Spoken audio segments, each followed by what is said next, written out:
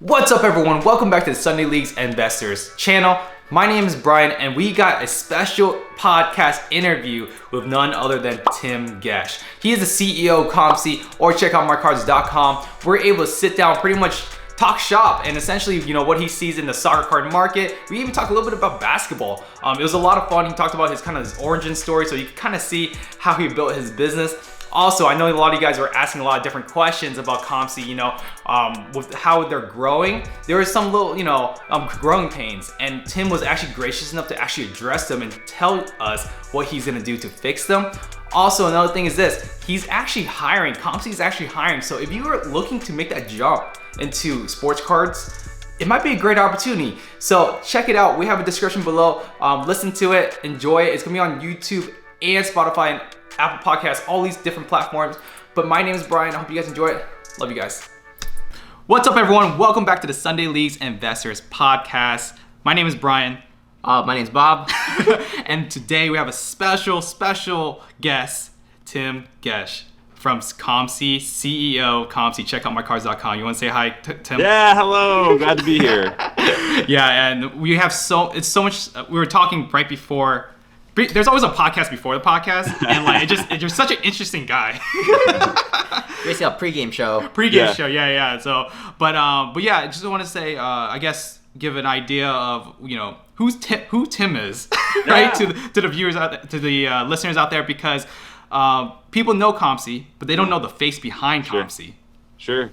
Yeah, I grew up in the 90s, just a hardcore collector. I first started collecting in 86, and I remember getting a card and looking up in a price guide and finding out that this card, it was a Lenny Dykstra 86 Topps rookie card, and according to this price guide, it was worth $2.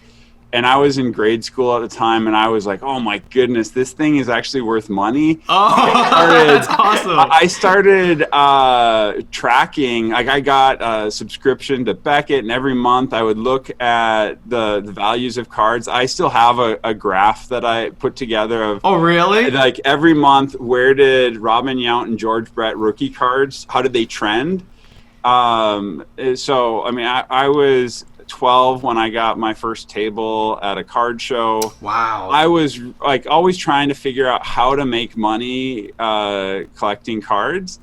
And I'd have all these friends that would tell me these stories. I don't think they really kept good track of their numbers. They always said that they made money. I don't know that they did. I would keep like meticulous records of how much I paid for a box or pack. I'd calculate the expected value of a pack based on like the Beckett values and the odds, and all this is like in junior high. Like I didn't learn about all these things until later. I ended up getting a bachelor's in math and a master's in computer science, and then coming out to Seattle to work at Microsoft. And after a product cycle, we had a break, and I looked back at my childhood hobby. I knew that everything was going on to eBay. That had started while I was still in high school. I remember like buying Kobe rookies at local card shows and then flipping them to people in California over this like new fangled internet thing. And then, so I knew that was where the hobby was going, but I didn't realize like the whole, it was, at that point, like 90% of the card shops were gone. Card shows were really rare at that point. And I was a little depressed because all that stuff that I bought and put all my hard-earned money towards as a junior high and high schooler, the bottom fell out because it was mass-produced. Yeah. Right. So for a moment, probably like an hour, I was depressed. And then I'm like, wait a sec. I work at Microsoft and I have money, and this stuff is dirt cheap. And then I immediately just started buying like everything that I spent so much time trying to collect. And I was just figuring out how to buy as much as I could off eBay efficiently. Right. And noticed that if I bought from really large sellers on eBay, they would cap their shipping.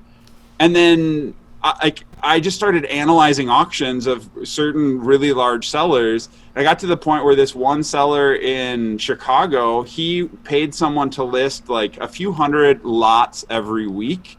Wow. And I wrote code that would look inside because he would put the card numbers, but he didn't even put the descriptions. So I would analyze the auctions at road code to tell me what the current Beckett value was. So I would like analyze all this stuff and then say like, okay, this auction has $100 worth of cards in it. And I'd be like, okay, it's football. I don't really care that much about football. I'll bid $5 for it. So like within an hour of him posting his auctions, I would bid on like 300-400 auctions, all based on what the current market value was. And so then what ended up happening is I would win half of his auctions, all the ones that slipped through the cracks, because I actually knew what was inside of them. So I started winning all these auctions, and then I got people that actually I remember specifically. There was Mahmoud Abdul Rauf fan from Japan that really wanted this one card. It was like a platinum collector's choice that he needed for his personal collection, and I had won this lot, and he was willing to pay me almost what I paid for the entire lot of like 20 cards for this one. I'm like, I should put up a site where people can pick through all my extras. Like I'm winning all these lots. I'm winning duplicates. I don't need all these cards. I should put up a site that people can just pick through, and then I can create a self-sustaining hobby. Just like I can sell these things that'll give me more money to go buy more stuff. That's so funny. Wow. And so I built the site, called it lowpricecards.com, and I was just trying to buy stuff on eBay, and then all these lots on eBay, and then list them. And I was at Microsoft at the time, so I was often going to conferences, and I'd sit in on all the talks about the latest things in ASP.NET and just how to build websites. And back then, like this is like 2003, 2004, 2005, websites were either eBay or something off the shelf.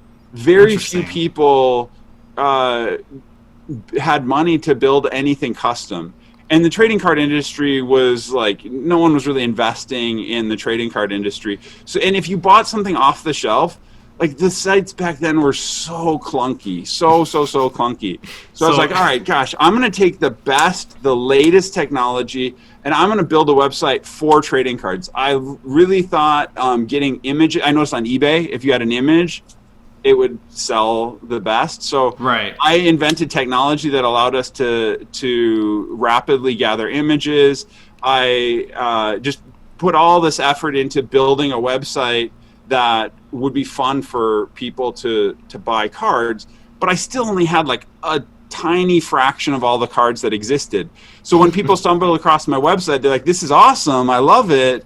How do I get my cards on a site like this? And everybody at the time was like, oh, like what pass software package did you buy? Can I buy that too? I want to put my, and I'm like, well, for one, it's custom and you need like a CS degree and a bunch of time to build it. But also, you don't get the benefit that I'm seeing on eBay, where large sellers on eBay had a huge advantage. So I'm like, if we instead had everybody pool their cards together and we all put them in one warehouse, then we can all get the benefit of being this enormous seller. Plus, no one really wants to like go to the post office and do all this extra overhead of stuff, and no one can do it efficiently. That's why you end up with like painter's tape and random stuff on your eBay packages. All about that. Like, we can so I'm like, I want to provide something for this hobby. I love this hobby. This is literally my childhood passion. I've spent 10 years at Microsoft learning all this technology. I love technology. I want to put them together. I left Microsoft in 2007 and just decided to focus on this hobby and just allowing people to collect without the pains of having to go to the post office all the time, having to figure out all the latest technology to get a scan. Right. There's just so much work involved. I want people to enjoy. I want to enjoy more. So that's kind of the birth of COMC. That's who I am and why I've spent so much of my life trying to enable this. So you're telling me that there was no Shopify back then? No. Nothing. Wow, that's crazy. I think there's a few points that you pointed out that were really interesting to me. Actually, I thought that a lot of times when we interview well, we've only had like 4 or 5 interviews with different people in the hobby, and the ones that have worked in the hobby and they've gotten to a point where they built a really big business around it, always started with a passion in mind, not like going in there for a certain monetary terms, it seems like. Yeah. That That's actually a really good point. When I started the company, a good friend of mine who I went to like elementary school, high school with, he had gone to Stanford and started one of the early social media websites. You've probably never heard of it. It's called High Five. No. At the time, they were, I believe, one of the first to do video in social media, and it would just like totally blew up. They were the largest website in like a handful of different countries in Asia, South America. So at the time, it was like Facebook was taking off in the US and High Five was taking off in these other countries. And he was talking about how rapidly things were growing. But he was on a panel where it was a bunch of entrepreneurs, and he said, the biggest thing is to find something that you're passionate about, because there's going to be ups and downs. And when the money is not there, you're still going to be putting in the effort. Right. And like it takes that to like get over the hump. And so I definitely, that was a spark encouraging me to go take this leap. It was like, entrepreneurs aren't these people far off that are untouchable. Like, this is my friend that I've known since 4th grade. So like, I'm going to take the jump, and I'm passionate about this. There's been periods where the money wasn't there and I was still passionate and I still put in the effort, and it's been awesome to get to the point where it is now. Interesting. And another thing I just realized is what you said was you started right where I think the recession happened. Yeah, 2007, right? you said. Yeah, 2007. That is something else.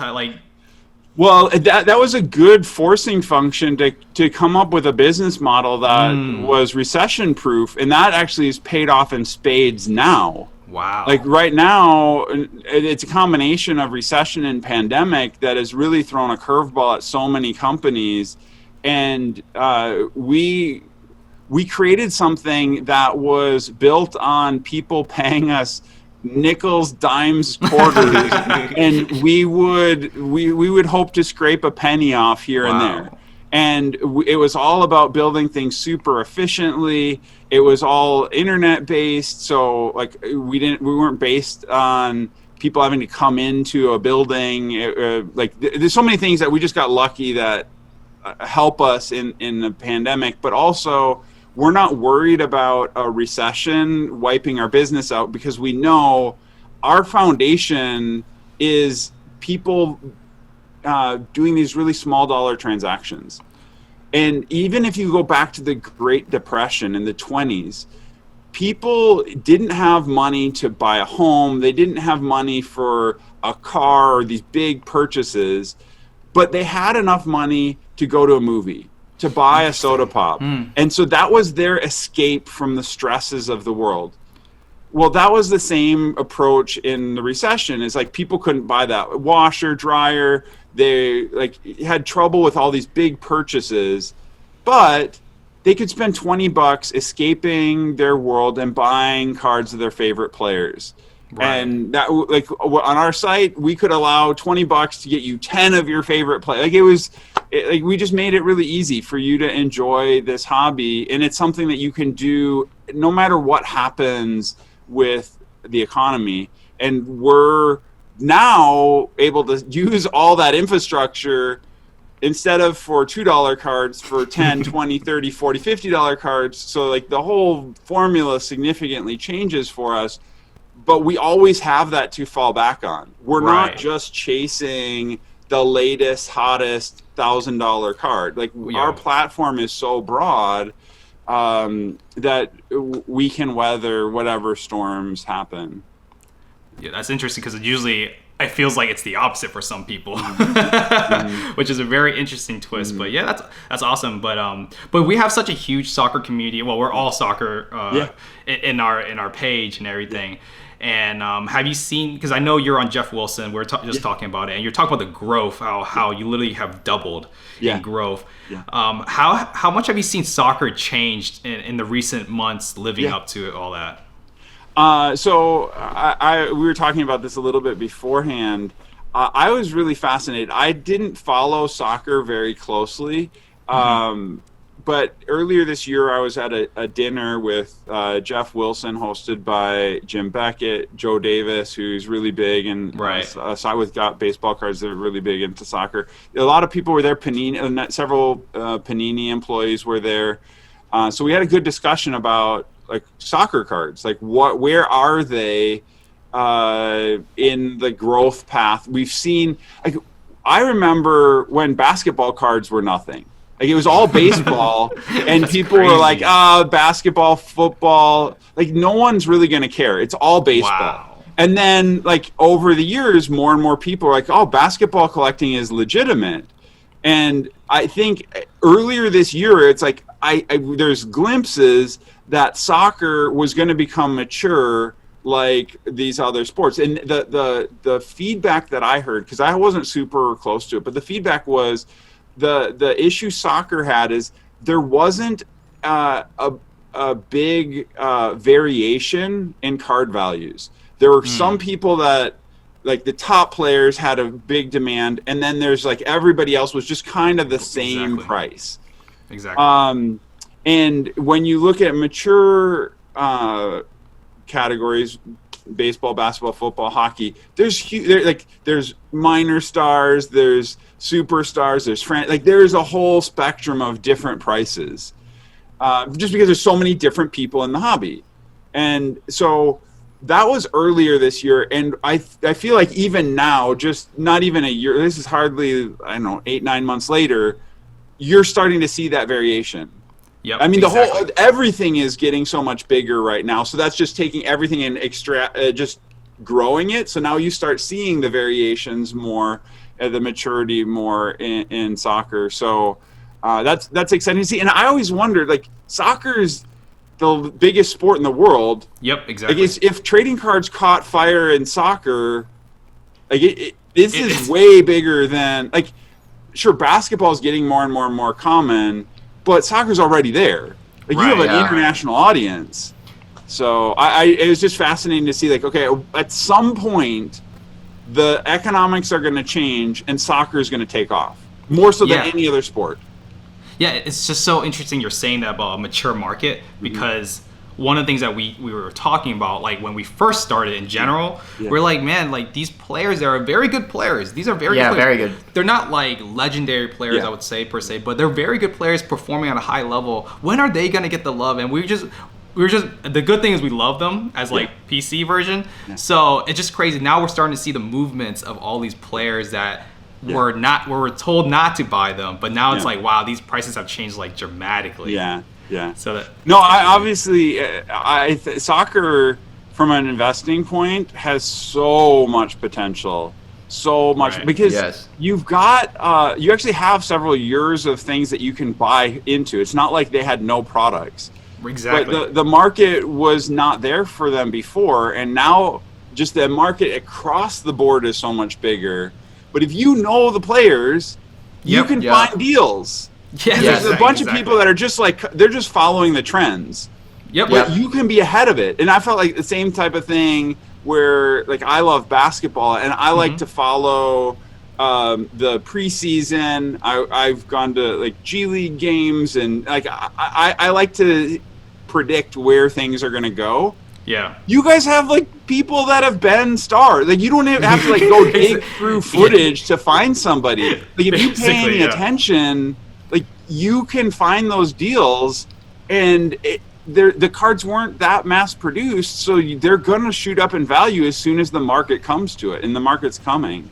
Do you see any with basketball, because I know you're really into basketball, and I know you're having a lot of conversation with a lot of people that that have huge companies in the industry. Do you see any similarities? Because I know we like to do we like to compare sometimes. Like, basketball could be a good like big brother to look up to and say, wow. Because like at a point, I remember Bob, because we collect basketball a little bit. There was times where just like, man, like, even though some players there are like not, like I said, not, I'll just kind of use even like James Harden, right? He was not well liked for a while. Yeah. Right. And then Yeah. he's been shooting in price as well. Yeah. We're not like professionals in Yeah. this, but you get the idea. Yeah. But like, do you see any similarities with like mid-tier players and elite tier players, like kind of? Yeah, it's really fascinating. There are some very big differences between basketball and soccer. Right, yeah. I actually heard a fascinating podcast recently with Malcolm Gladwell, and he talked about some research that was done in sports in general, just to look at if you could invest in your best player, improving your best player, or improving your worst player, which should you do? And they analyze soccer and they analyze basketball. It turns out with basketball, it's a strong link sport. So basically, your best player matters way more. So you should invest everything in your best player. Right. With soccer, it's actually a weak link. So the worst player, people can pick on and exploit you. Yes. And so your best investment is investing in your weakest player. Interesting. Yeah. So like, with that in mind, in basketball, the best player is showcased. So superstars are mega superstars. In soccer, you have to have a whole team. Yep. And so the best player may not seem that much better than the weakest player on the team. But like, if you're paying attention, there's going to be like a fan favorite, but the whole team has to be solid. And so I mean, I haven't really thought about how this information affects how you invest.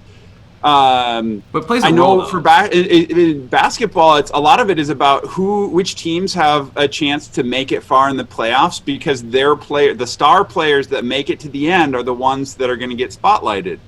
So if you have an amazing player who goes and plays for a crappy team, and they're never going to invest in links, then maybe they're not going to get their day. I don't know. I haven't followed soccer enough to know like what all the nuances are. But it seems like in basketball, it's like, who keeps getting the spotlight?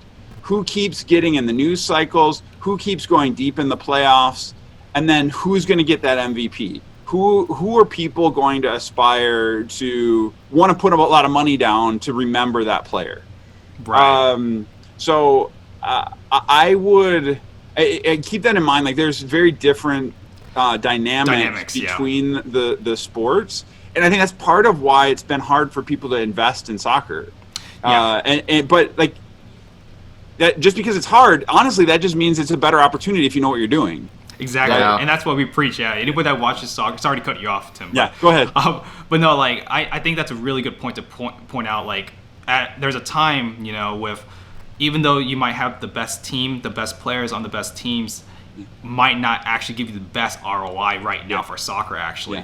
Lewandowski is, one of the top goal scorers, and, Ballon d'Or. Ballon d'Or is basically like the best player in the world type of award, and he's supposed to be one of them. And like, yes, he has gotten a really great ROI, but with soccer, a lot of times people are, right now, it's kind of top heavy, like you said, but it's more hype. I would say it's a lot more on hype with prospecting and legendary players that are like Messi and Ronaldo, because like I said, it's maturing. The market's maturing. Anyways, but we did see, the beautiful thing is we did see in the Champions League, which is like the all-time tournament for soccer for teams, besides national teams like World Cup and Euros. We did see some reactionary bias, which was really amazing. I'm sure you as COMC saw that. I did not follow, but all of a sudden started getting like notifications in the middle of the night that we had cards sell on eBay and COMC at the same time. And let's talk about that. Okay, this player did something. Let's talk about that. Our community buys a lot from you guys, and they're noticing, because of the growth, with the growth and everything like that, it's sometimes kind of hard to keep up with everything that's going on. Would you be able to kind of like talk about it, just because? Sure. Yeah. So I think specifically you're referring to like how we list things on eBay and COMC, and so I'll just get into a few of the details there. Okay. One thing that I think was actually a really good decision for us earlier this year, we decided to just focus on eBay. We had been listing on Amazon and eBay, and now we just decided, you know what, let's just make sure we have a great experience as much as possible with eBay. So we list items on both platforms, and we have to synchronize as you change your prices, as you put something up for sale, as something sells, maybe someone buys it and they put it back up for sale. We got to get eBay up to date, and we have to synchronize all this stuff. Well, there's a threshold for how fast we can communicate with eBay. Every time a change is made, we got to shuffle those changes over. So we have to try to prioritize and say, you know what, okay, if you lower your price, that's not very important for us to update eBay. But if it sells, that's super important for us to update eBay, right? So over this year, we've invested a lot into reducing the amount of time between the two. Last year, previous years, no big deal. If it took a few minutes for us to update, that's fine. Now, seconds are not, that's too slow. And unfortunately, there are some limitations where on eBay, for example, if you are going through the checkout process, there's a couple minute window, or maybe it's even just a few seconds, where we can tell eBay that card sold, but they're running your credit card.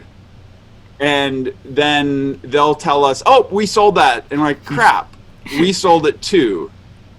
And so we give it to whoever got the order through first. Now, the thing is, if you're on COMC and you're using store credit, you never experience this, because your sales are instantaneous. It either went through or it didn't. Now, if you're on COMC and you're not using store credit, we allow you to go off to PayPal to pay, and then you can come back. When you're off on PayPal, things can sell. And so you can get in a situation where in that few minutes where you're over on PayPal, someone came and scooped up the items. We don't lock those items, because a lot of times people go to PayPal and then they change their mind and they don't make the purchase. So we don't lock the items while you're going through that checkout process. So we really encourage people, normally when we're running like a Black Friday sale, we make it exclusive to people with store credit, because that limits the number of chances there are of these double sale opportunities.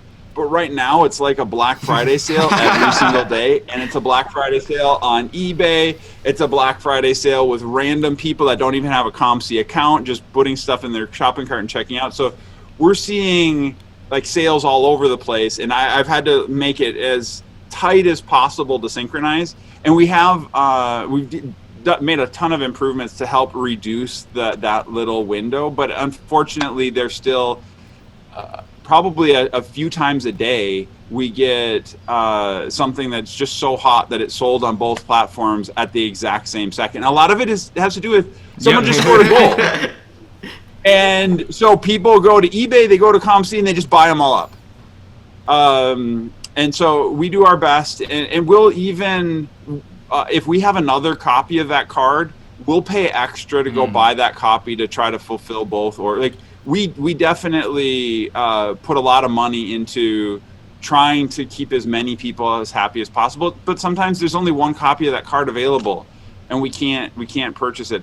Or someone buys a card for $1,000 and flips it to $2,000 and won't let go of it, and we sold it twice at $1,000, and we're like, we're not gonna pay $1,000. Yeah, guys, don't be too sneaky. And we have to cancel some of those. Yeah. Interesting. Yeah. You have anything to add, Bob? Let's see.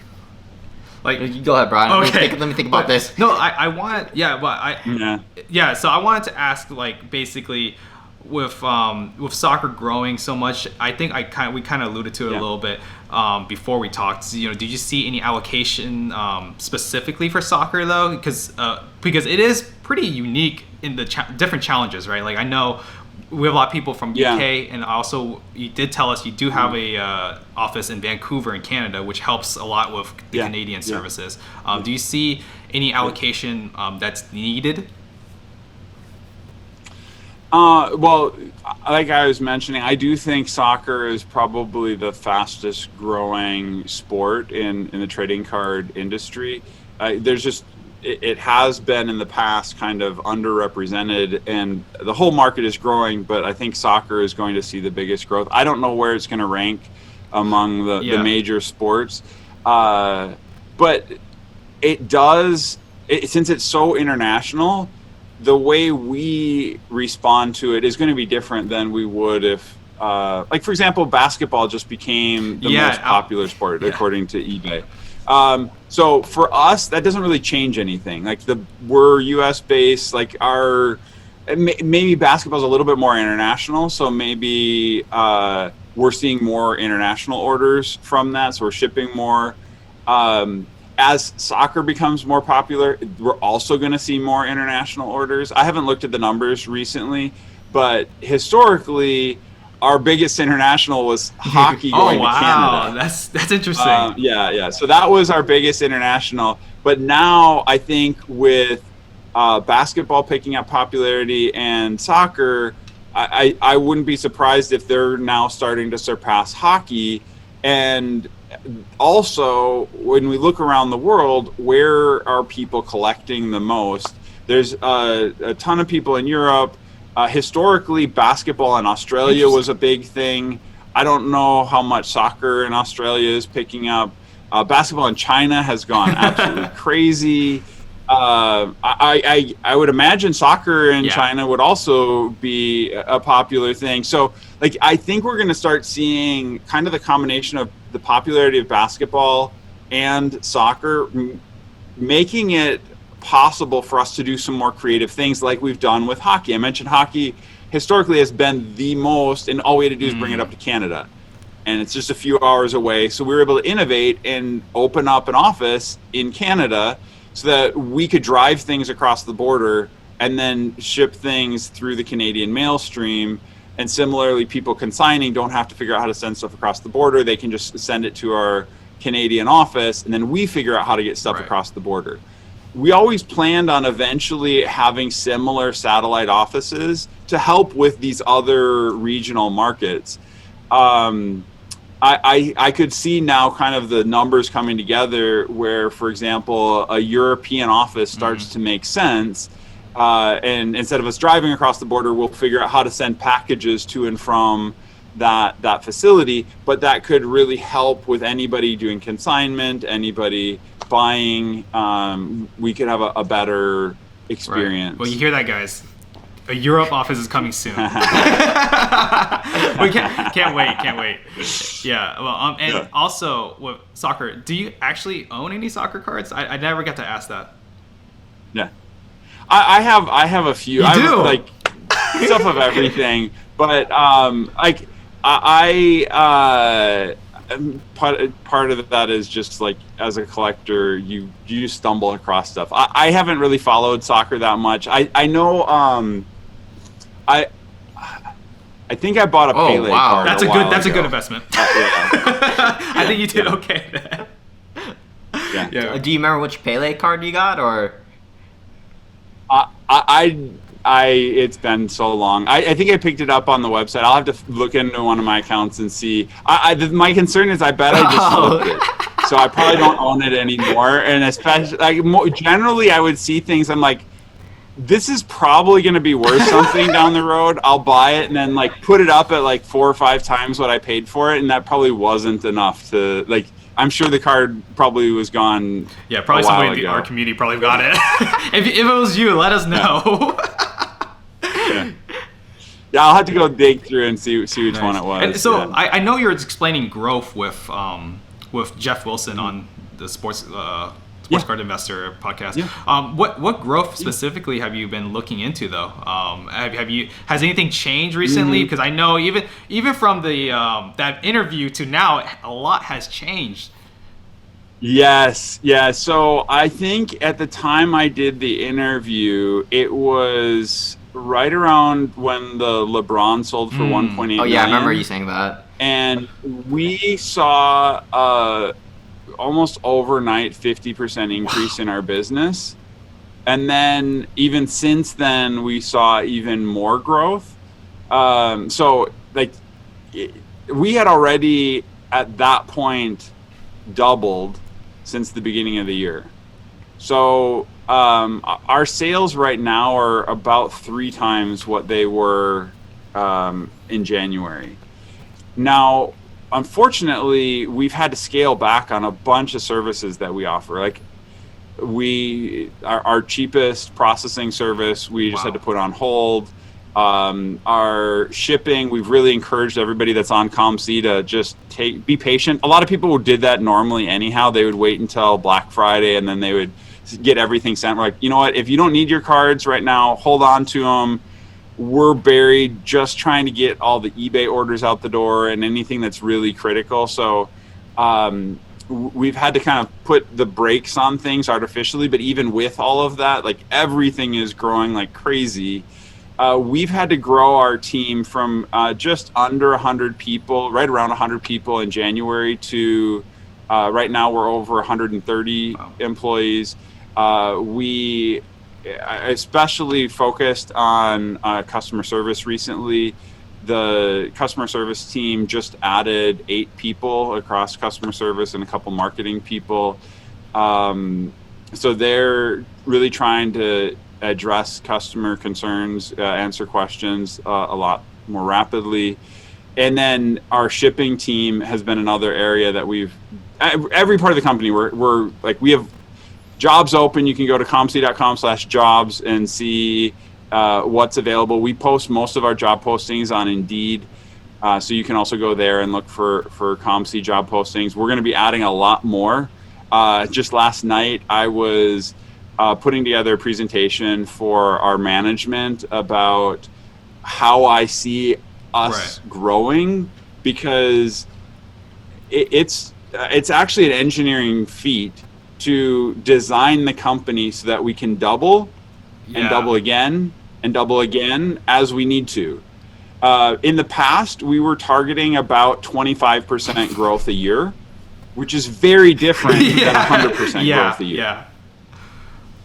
So we now are shifting to prepare for 100% growth a year we see this happening at least over the next 2-3 years. So we're designing our teams so that we're training up leaders, and we are building out a whole recruiting team. We're building out our HR, we're building out our marketing. We're really trying to prepare to get the people we need. And the other thing that's interesting is a lot of the skills that we need, you can't just train.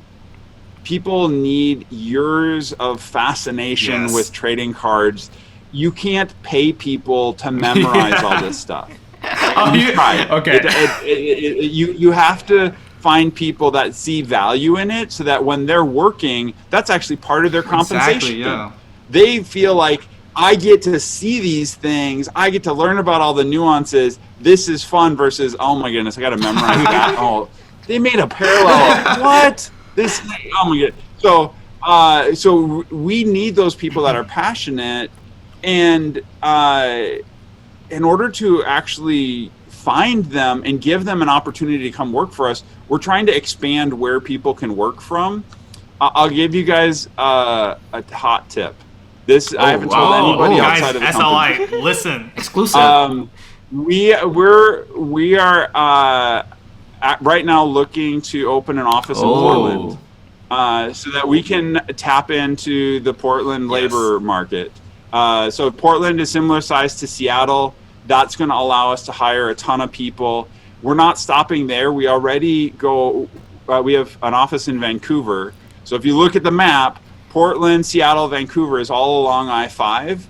The long-term plan is that we're going to have offices all up and down I-5, that we can hire anybody that's interested, like all the sports card enthusiasts, people that want to help us with all the stuff that's being consigned. We're going to have offices that you can work from. So you don't have to live in Seattle area. Our headquarters, I'm right now in Redmond. Redmond, you have to compete with Microsoft, Google, Facebook, Amazon. Like, it is hard to get people to be able to afford to commute here. But we want to allow people to live in cities outside, like maybe there's a whole variety of different places people could like living, but still love trading cards and want to get their hands on like we have to physically handle cards. Like we got to actually have someone take a look at that card. You can't do some of those things all over the country. Some jobs you got to be here, but we want to allow ourselves to hire people from a much broader pool. So not only keep an eye on our job postings, but keep an eye on where the postings are. And basically, we're going to be looking at where people want to work from and then opening up offices accordingly so that we can have those enthusiasts come in and we can scale our business to meet the demands. Awesome. So for the people on that are listening, right? If they want to apply, we'll put a description link for them to check it out. So you said there will be remote areas as well, or? Yes, we that's specifically things that have to physically handle cards, but we have a number of jobs that can be done virtually. We maintain our catalogs. So we need people to make sure that the catalogs have all the latest data, importing like the manufacturer checklists. We have to go back through our old catalogs and improve them. So there's a lot of like those types of jobs you can do from anywhere. We have customer service, marketing, IT, there's software development. There's all sorts of postings that we're going to be having that you don't have to be in the Seattle area. You don't even have to be in the U.S. for some of these. Sweet. Jobs. Well, you guys hear that we have job openings that COMC does. Anyways, but I think that's a really great sign that you're looking to hire in different areas. Just because right now in the pandemic, it is just imperative to have being able to be flexible. So that's really awesome. Yeah, we're also taking notes on really what the pandemic is causing. And for us, there actually are a lot of business opportunities because, well, for one, there's so many people, unfortunately, the industry they're in it doesn't work in the pandemic. And so there's great people that are highly talented, motivated, that would make amazing employees that just need a place to work from. And so we're hoping to scoop a lot of those people up. Also, there's a lot of office space that people are realizing they don't need anymore because people are working from home. And we unfortunately need a lot of office space to handle these consigned items. And we, because of COVID, have to be super careful. We don't want we don't want to limit ourselves to everybody working in one place and then having to shut down if anybody unfortunately catches the virus. So we actually want to have, at least during the pandemic, a pretty broad opportunity of places for people to work so that we can keep things contained, limit the exposure of all the different people that need to work. So we're going to try to create opportunities. Obviously, we have as many people working as virtually as remote as possible, but then we're trying to take this opportunity to spread out, create some new offices, and let people work from those offices in smaller units. Cool. Yeah, I just love how solution-based you are, by the way. Always find the opportunities instead of the opposite. Yeah. So, but anyways, but listen, Tim, I don't want to take too much of your time. I know we chatted for a long time, but do you have any questions for us before we wrap it up, though? Sure. I know obviously you guys are really heavily into soccer. I wanted to know how long you've been collecting trading cards and what got you back, or not, either back into the hobby or into the hobby for the first time. Bob, you want to take a swing at this? And I'll add in, Oh, we started last August or September, so almost a year now. Not that long ago, yeah. And then The only reason we got into it because of Brian was listening to a Gary Vee podcast and he was talking about sports cards and everything like that. And I know Brian was talking about sports cards before that as well. He was like looking at a Giannis PSA 10. Yeah, and I thought it was super weird. I was like, why is these cards? And then all of a sudden I heard, sorry, I just jumped in front of you. But like I heard that Gary Vee started talking about it. I said, okay, that's interesting. That's still interesting, but keep going. You want to keep going? Yeah, then Brian, because this was Brian mentioned investing in a Giannis card way before August, September. He was like, oh, it's like $200-$300 or something like that, right? Oh my god, was it? I forgot how much it was. PSA 10, and I was looking, I was like, how good one, Brian, like. But now we know like how much Giannis PSA 10 Prism goes for and everything like that. And then Jeff Wilson. So yeah, I heard Jeff Wilson start talking, and then I took it a lot more serious, a lot more deeper dive. Yeah. But then we started we started investing in basketball because we all knew about basketball, but we started realizing, man, we love soccer. What's going on with the soccer cards? And then we started noticing, wow, we could buy a Messi. At the time, a Messi auto PSA 10 was $900. I was like, man, that's pretty sweet. 2014 Prism, and we bought one of those, and I was like, man, that's sweet. And then we started looking into Ronaldo and everything like that. But then we started realizing, wow, even though we're investing, these cards, I don't know if I want to sell them just like at all. It's just like, it's like there's too nice to like sell. Yeah, it came like a trap for us.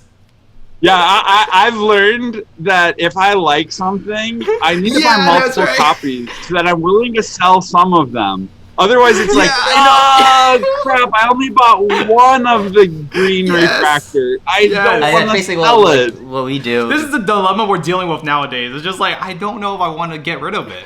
Like, I just can't. But that's pretty much how long we've been getting, because me and Bob, we actually invest together as like kind of like partners and everything like that. Luigi does it kind of like by himself, and Keen does it by himself. But so that's how we got started. And we always tell people, man, like, you come in an investor, but I just feel like you stay as a collector somewhat. Absolutely. It's so much, like, there's so many opportunities for people to invest in a variety of different markets. But trading cards is it's almost like this perfect combination of a very small thing that you can easily invest a lot in. Like, you can literally have 1 million cards in a closet.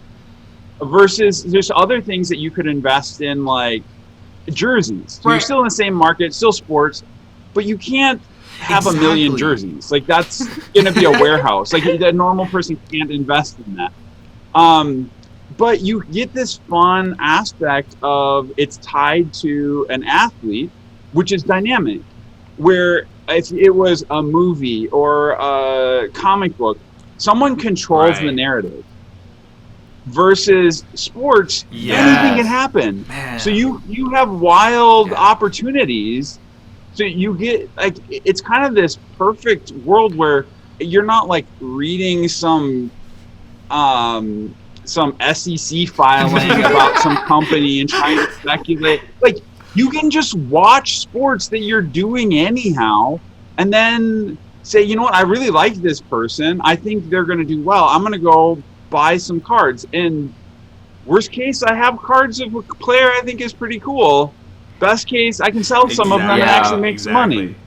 So, yeah, it's a fun combination. I'm glad that you guys have joined the community. It is it's a great time to be in it because there's so much momentum that you do have these opportunities. For decades, many of us bought just because it was fun and maybe it would sell, but there wasn't so much attention on it. I really appreciate Gary Vee and Jeff Wilson and others really helping people see the opportunity. I don't know who it was, but a few years back, someone bought all my Giannis rookies. I had like 30 Prism rookies in my account, and every time I would sell one, I would double the price, but I hadn't learned at that point to not have them all on the market. That was probably my biggest mistake ever, is having everything on the market. But every time they would sell, I would double the price. So I'd sell one for like $5. Okay, I'm going to list them all at 20. I'd sell one at 20. Okay, I'm going to list them all at 25. Sell one. Okay, I'm going to go up to 35. And then all of a sudden, 30 of them sold in one day on eBay. And so all my Giannis prisms were gone. But I took that as a leading indicator, and I bought like everything else. Okay. There we go. So I because at the time it was like $30 for a prism, but you could buy his hoops rookie still for like $1. God. You could still buy like upper deck autos for like $20-$30. Like the rest of the market hadn't responded. So I went and I bought everything else, and I was careful not to put them all. There we go, Tim. So I definitely, that was a lesson learned. And for a moment there, I was like, cool, I got like $800-$900 sale. I got a good day.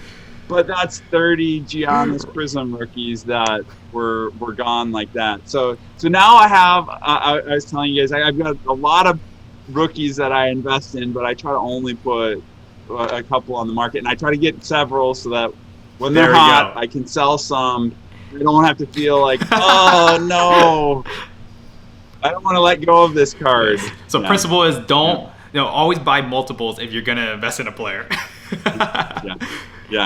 Yeah, when you buy that one, like, oh, I got the only PSA 10 of this really rare, you're like, but now I'm never going to sell it. That happens to us. That happens to us so many times.